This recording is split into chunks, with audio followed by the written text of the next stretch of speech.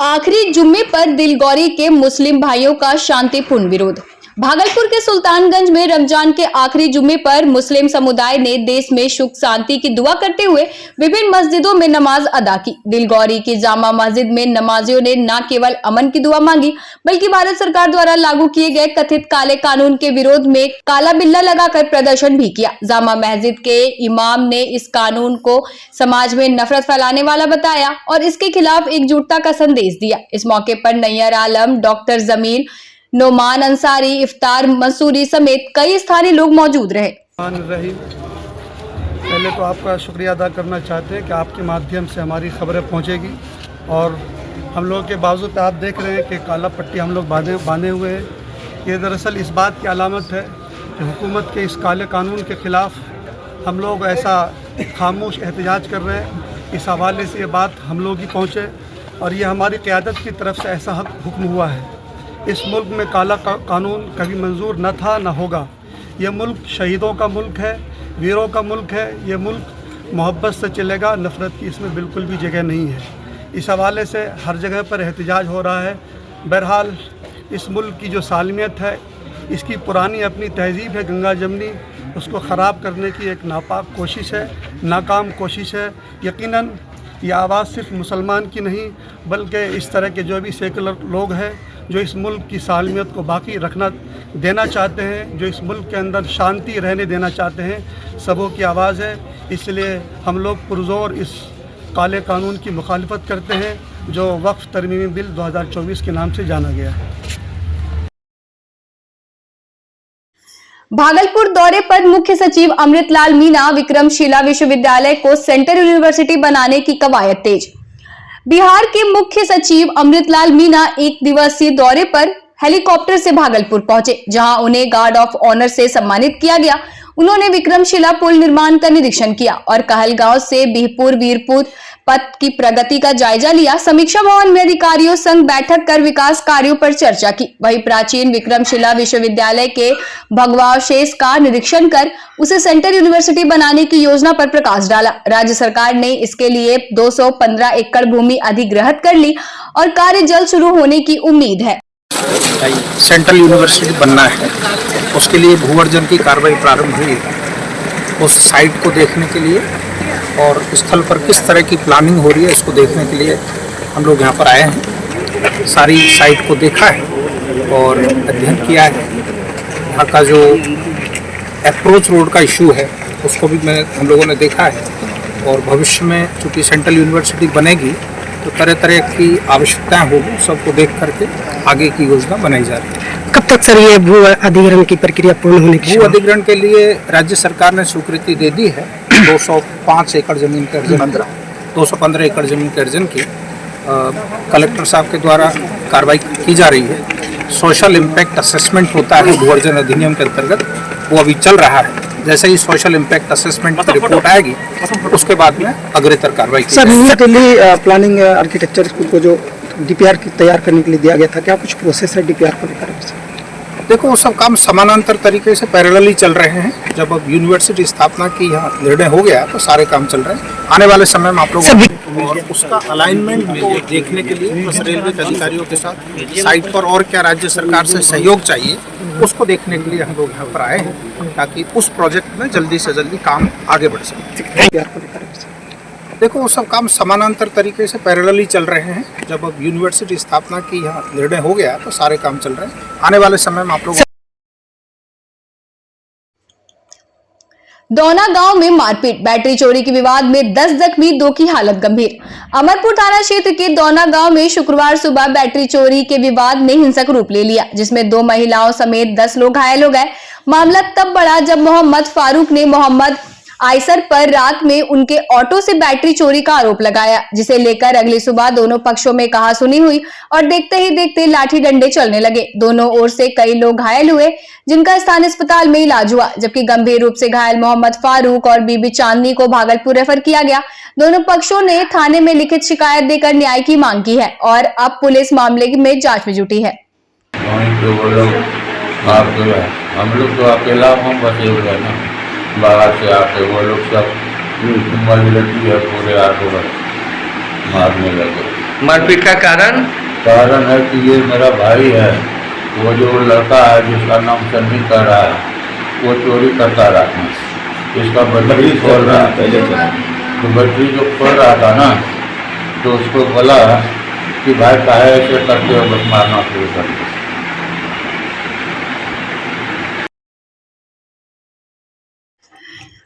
पंचायत सरकार भवन निर्माण के विरोध में ग्रामीणों का हंगामा। अमरपुर प्रखंड के कासपुर हाट में बन रहे पंचायत सरकार भवन को लेकर ग्रामीणों में भारी आक्रोश देखने को मिला। शुक्रवार को ग्रामीणों ने जिला पदाधिकारी को लिखित आवेदन देकर इस निर्माण कार्य को रोकने और किसी अन्य स्थान पर भवन बनवाने की मांग की। इसके बाद आक्रोशित ग्रामीणों ने प्रखंड कार्यालय पहुंचकर जोरदार प्रदर्शन किया। प्रदर्शनकारियों ने आरोप लगाया कि यह भूमि दशकों से महादलित समुदाय के अंतिम सरकार और गाँव के युवाओं के खेलकूद के लिए उपयोग होती रही है, लेकिन अब इसे जबरन भवन निर्माण के लिए इस्तेमाल किया जा रहा है। ग्रामीणों का कहना है कि पंचायत में बिहार सरकार की अन्य जमीन उपलब्ध है जहां यह निर्माण संभव है। आवेदन मिलने पर जिलाधिकारी ने सीओ को जांच का निर्देश दिया, लेकिन उसकी गैर मौजूदगी से समस्या जस की तस बनी हुई है। ग्रामीणों ने चेतावनी दी कि यदि जल्द ही निर्माण कार्य नहीं रोका गया तो वे चरणबद्ध आंदोलन के लिए बाध्य होंगे। क्या नाम हुआ? बेलासी नदी है सर, उसी क्या नाम क्या है? बेचन हरिजन सर। अच्छा, और हटिया के पास बेलासी नदी है और उस पर हम लोग 100 बरस से ही देख रहे हैं जलता उलता है। हम लोग को बहुत दिक्कत हो रहा है सर, बच्चे बुतरू गाता उसी में, और शहर लोग जो है कि बहुत जबरदस्ती प्रशासन लगा के और जो है कि बच्चे सब किसी जगह गाड़ा जाता है, मैंने बहुत पहले से हम लोग जन्म के पहले से छोड़ के किसी और जगह वही।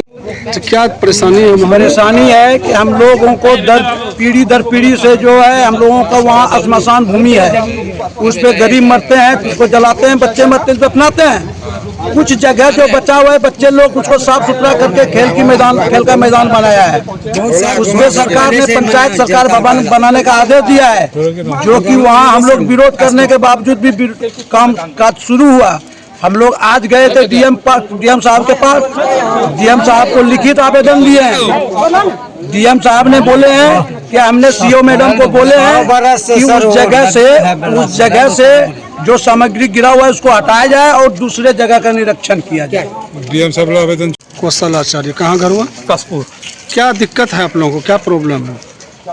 एक सार्वजनिक जमीन है जिस पर बच्चे लोग खेलकूद करते हैं। कहाँ पर सार्वजनिक जमीन? कासपुर में। कासपुर में, हटिया के पास। वहाँ बच्चे लोग खेलकूद करते हैं। वहाँ पर किसी सरकार द्वारा पंचायत भवन बनाने का किया गया, लेकिन हम लोगों ने डीएम साहब को आवेदन दिया, जिस पर हम लोगों को उनके द्वारा आश्वासन मिला है कि ये काम यहाँ रोक दिया जाएगा और दूसरा जगह को चयनित करके दूसरी जगह पर पंचायत भवन बनाया जाएगा। डीएम साहब को जो आवेदन दिया है? हाँ, सारा है। फिर आज आप लोग प्रखंड कार्यालय भी क्यों आए? प्रखंड कार्यालय उनके द्वारा आश्वासन दिया गया था कि सीओ साहिबा को फोन द्वारा सूचित कर दिया गया है। वही हम लोग उनसे निवेदन की जितने जल्द से जल्द हो वहाँ से सामग्री सब हटा लिया जाए, यही हम लोग निवेदन करने के लिए यहाँ आए हैं। प्रेम, साजिश और हत्या, चचेरे भाई भाभी ने दी वारदात को अंजाम। किशनगंज जिले के बेरिया गांव में एक खौफनाक वारदात सामने आई, जहां प्रेम प्रसंग के चलते 24 वर्षीय मुजम्मिल हुसैन की हत्या कर दी गई। मामला 27 फरवरी की रात का है, जब मुजम्मिल की हत्या कर शव फेंक दिया गया, जिसकी सूचना परिजनों को 28 फरवरी को मिली। जांच में सामने आया कि इस हत्या को मृतक के चचेरे भाई सोहेल और उसकी भाभी अरसदी ने साजिश के तहत अंजाम दिया, क्योंकि मृतक को अपनी भाभी से प्रेम हो गया था। इस साजिश में सोहेल के पिता इस्लामुद्दीन दर्जी का नाम भी सामने आ रहा है।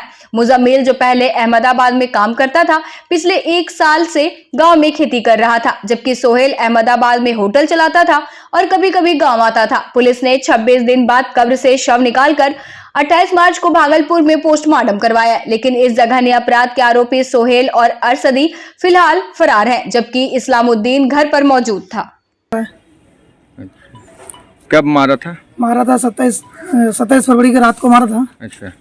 28 तारीख को हमको सुबह में सब मिला, फिर वो पोस्टमार्टम करने नहीं दिया। सोहेल के पिता ने, इस्लामुद्दीन जिसका नाम है, उन्होंने पोस्टमार्टम करने नहीं दिया। बोले कुछ नहीं होगा, बोले पोस्टमार्टम करने से, FIR करने से तुम्हारा भाई जिंदा नहीं हो जाएगा। ऐसा बोल के हमको डराया धमकाया और पोस्टमार्टम करने नहीं दिया, आगे कब्रिस्तान में दफन कर दिया। फिर बाद में वो लोगों ने खुद ने कबूल करा कि हम मारे हैं। 4 लाख रुपए दे के बोले मारे हैं, 10 लाख रुपए रखा जेब में बोले बचाने के लिए। इस्लामुद्दीन बोलता है उसका बाप। तो पुलिस को सूचना कब मिली? पुलिस को सूचना तो हम 4 तारीख को ही दिए थे। अच्छा, पर पुलिस ने कुछ प्रक्रिया किया नहीं। क्या कारण फिर था? एसपी पता नहीं हमको, तो एसपी साहब को भी आवेदन दिए। फिर हम लोगों ने थाने में जाके FIR किया।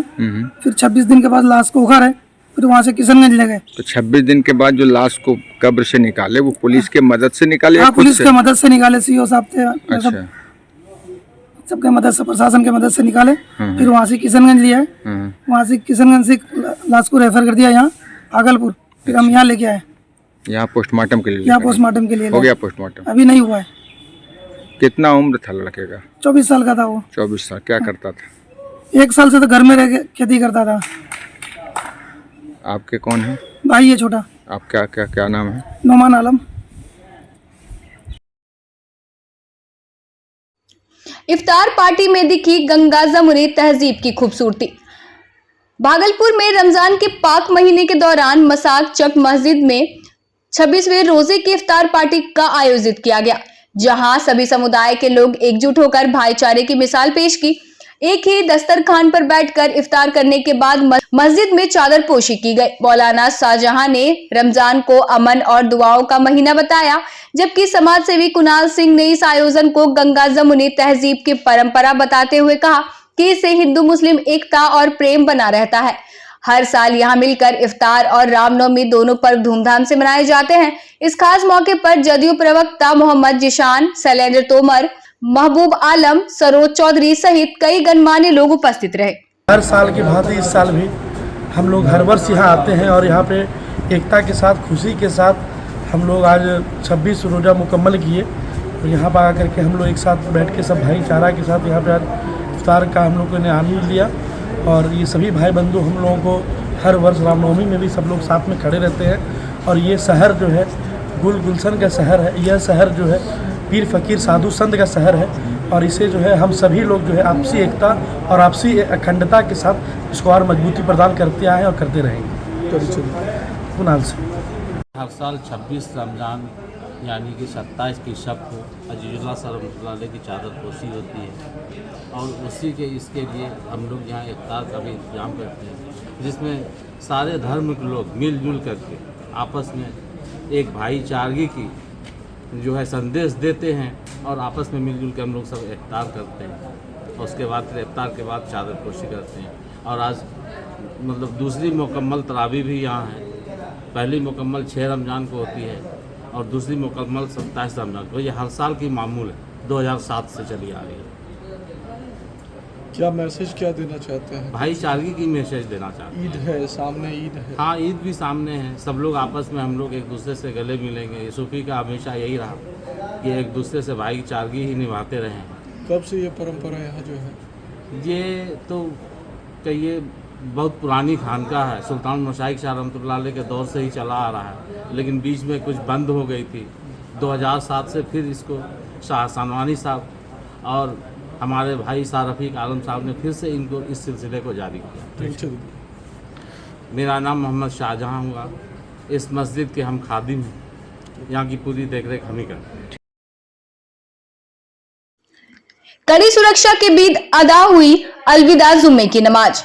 भागलपुर और आसपास के इलाकों में मुस्लिम भाइयों ने कड़ी सुरक्षा के बीच मस्जिदों, सड़कों और छतों पर अलविदा जुम्मे की नमाज अदा की। सुरक्षा के मद्देनजर हर मस्जिद के बाहर पुलिस बल तैनात था, जबकि सड़कों पर नमाज अदा होने वाले स्थानों पर रैपिड एक्शन फोर्स, दंगा नियंत्रण बल और बजरा की टीम मौजूद थी। रोजेदारों ने अल्लाह की रहमत और बरकत के लिए इबादत की और अपने गुनाहों की माफी मांगी। हालांकि उत्तर प्रदेश में पारंपरिक तरीके से नमाज अदा करने पर कोई पाबंदी नहीं थी, लेकिन सुरक्षा कारणों से छतों पर भारी भीड़ एकत्रित होने से रोका गया। आज अलविदा की नमाज ये तातारपुर जामा मस्जिद में अदा की जा रही है और आप जानते हैं कि पूरे साल में एक दफा जिस तरह से ईद उल फित्र की नमाज अदा की जाती है साल में एक बार, उसी तरह से जब रमजान शुरू होता है और रमजान शुरू के बाद जो अंतिम जुमा होती है उसमें अलविदा की नमाज अदा की जाती है।